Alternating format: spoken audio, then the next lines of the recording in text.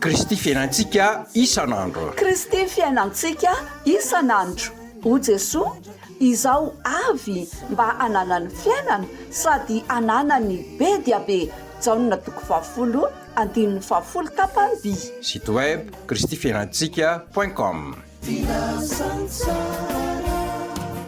Tonga indray zay o zay mahavangivangy tia havana. Faly miarabanao, miaino ny fanamasina maniraka anao.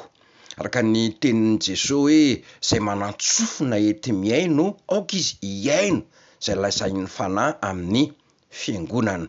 Ny teny ao amin'ny asan'ny apôstôly toko 9 andininy 7 hoe ary ny fanahy tamin'ny Filipo andeha manatona ka makanesa amin'io kalesy io. De nanatona tokoa Filipo ka nandre olona anankiray namaky tenin'ny soratra masina tao amin'ny bokin'ny Isaia.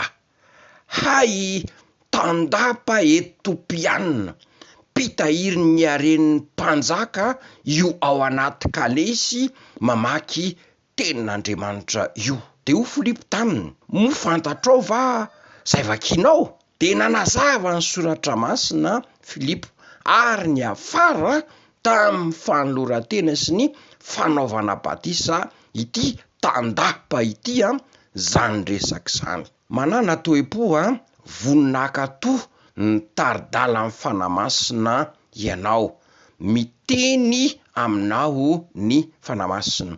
Misy ny iraka tsy azo ialana, de ny ankohonana sy ny manodidina andraikitrao reny, fa misy kosa ny iraka tsy ampozina, takizay nitenenan'ny fanamasina tamin'ny Filipo toy izao: olona efa noman'ny tompo hiaino sy hibebaka, ny jinja fotsiny sisa no anjaranao.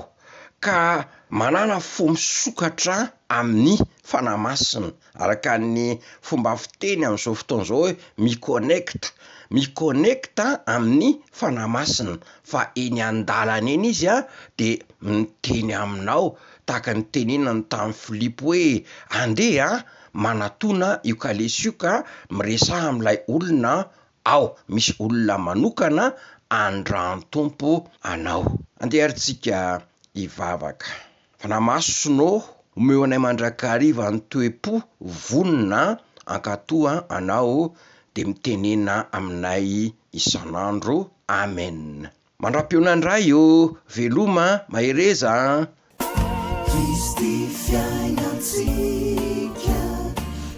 Kristy fiainantsika isan'andro. Kristy fiainantsika isan'andro. O Jesoa, izao avy mba ananany fiainana sady ananany be dia be. Jaonina toko 20 andininy 20 tapany. Site web kristyfiainantsika.com.